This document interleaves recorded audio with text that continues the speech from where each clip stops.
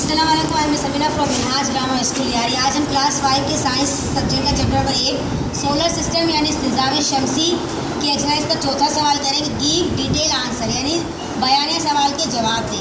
पहला सवाल है write a detail note on the structure and composition of the sun.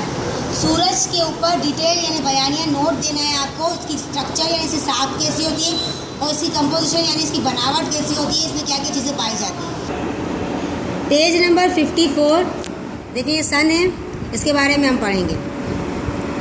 Sun is a star, formulation and composition. Formulation का मतलब structure है। आप इसको यहाँ पर इसकी जगह पर आप स्ट्रक्चर की हेडिंग डाल सकते हैं और सिर्फ सन की हेडिंग डालनी है आपको। अब ये हेडिंग डालेंगे तो आपका आंसर यहाँ से स्टार्ट हो रहा है, हम यहीं से रीडिंग करेंगे। एट इट फॉर्मेशन, इसकी बनावट में hydrogen was the most abundant gas.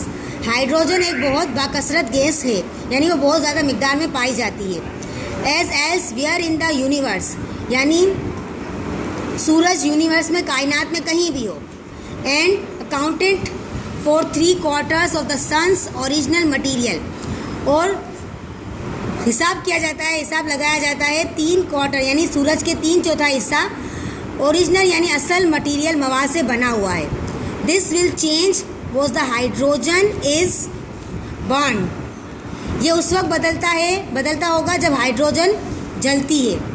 And with in the very central region virtually all the hydrogen has been converted to helium। और बिल्कुल मरकज़ में यानी सूरज के मरकज़ में, सूरज के सेंटर में, बीच के हिस्से में जब हाइड्रोजन, जहाँ पर हाइड्रोजन वर्चुअली यानी किसी हद तक कन्वर्ट हो जाती है हीलियम में, हीलियम गैस में। The outer region have not at taking part in the burning of hydrogen. सूरज का जो बाहरी हिस्सा होता है वो हाइड्रोजन को जलाने में, जो हाइड्रोजन जलने का प्रोसेस होता है उसमें पार्ट यानी हिस्सा नहीं लेता है। Astronomers have measured the chemical composition of the sun. Astronomers इल्मे नजूम को बोलते हैं। इल्मे नजूम है, उन्होंने मेजर किया है केमिकल कंपोजिशन यानी कीमियाई बनावट सन की उन्होंने जाना है। And can thus estimate that of the initial star nebula from which the sun and planets are form.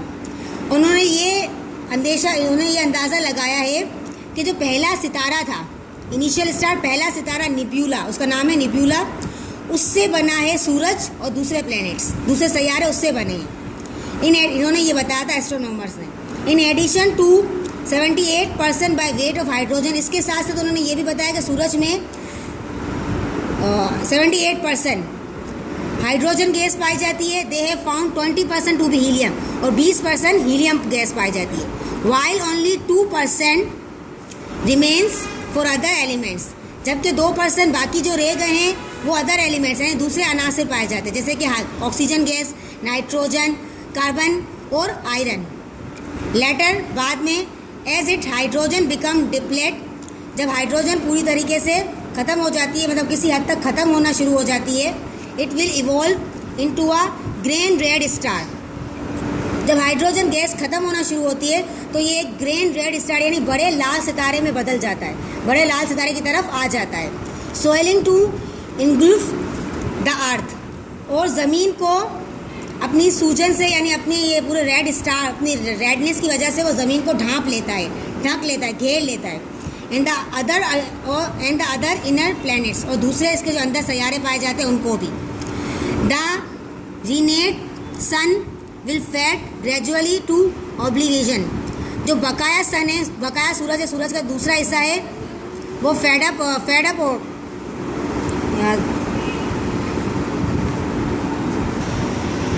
और सूरज का जो बाकी का हिस्सा है वो घेरा होता है, फीका पड़ जाता है कुछ हद तक देखने में। Passing through the white dwarf stage on its way, इसी तरीके से वो वाइट ड्राफ्ट स्टेज वो बन जाता है, वो वाइट ड्राफ्ट यानी सफ़ेद हालत में, सफ़ेद स्टेज की मरहले में आ जाता है। इसलिए ज़मीन के कुछ हिस्सों में रात होती है और कुछ हिस्सों में दिन होता है। तो आपका आंसर यहाँ से लेकर यहाँ तक, ये लॉन्ग क्वेश्चन है इसलिए आंसर आपका लॉन्ग है। क्वेश्चन नंबर 2 है राइट अ नोट ऑन। आपको नोट लिखना है।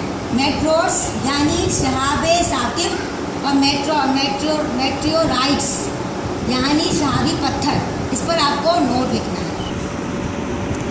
Page number 62, meteors and meteorites. The term meteor comes from the Greek word meteoron meaning phenomenon in the sky. Meteor एक यूनानी लफ्ज़ से आया है, वो लफ्ज़ था मेट्रियन, उससे निकला है मेट्रियोर, और इसका मतलब होता है फिनोमिनन इन द स्काई, यानी आसमान का फिनोमिना, आसमान का नज़रिया, आसमान में क्या क्या चीज़ें पाई जाती है उसके बारे में पढ़ते हैं हम इसमें। A meteorite is a matter revolving around the sun or any object in interplanetary space. Meteoroid एक ऐसा मादा है जो सूरज या किसी और ऑब्जेक्ट, किसी और चीज़ के इर्द गिर्द गर्दिश करता है एक मखसूस स्पेस में, एक मखसूस जगह पर। That is too small to be called an asteroid or a comet. ये बहुत छोटा होता है ये कहने के लिए कि ये एक एस्ट्रॉइड या मतलब सियाचा या ये एक कॉमेट है या मतलब दमदार सितारा है, मतलब ये कहने के लिए बहुत छोटा है, क्योंकि ये मेट्रॉइड बहुत छोटे साइज़ के होते हैं। ये मेट्रॉइड का हो गया आपका, 2 नोट बताने थे, ये पहला नोट हो गया आपका दूसरे सवाल का। इसके बाद नेक्स्ट है, ah meteoroids is a meteoroid that reaches the surface of the earth without being completely vaporised. Meteorite एक मेट्रॉइड है, यानी मेट्रियोर से ही निकला है ये भी। ये ज़मीन की सतह तक पहुंचता है विदाउट बीइंग कम्प्लीटली वेपोराइज्ड, यानी पूरे बुखारात बनने से पहले, यानी पूरी तरह इवॉल्व होने से पहले, पूरी तरह भाप बनने से पहले ये ज़मीन की सतह तक पहुंच जाता है। Meteorites have proven difficult to classify. Meteorites को की दर्जाबंदी करना बहुत मुश्किल साबित होता है। But the 3 broadest grouping are stony iron and iron. लेकिन इसे 3 ब्रॉडेस्ट यानी वसी ग्रोहों में तकसीम किया गया है, जैसे कि स्टोनी यानी पत्थर, स्टोनी आयरन यानी पथरीला लोहा, एंड आयरन और लोहे में। तो ये आपके दूसरे नोट का सवाल है, आंसर है।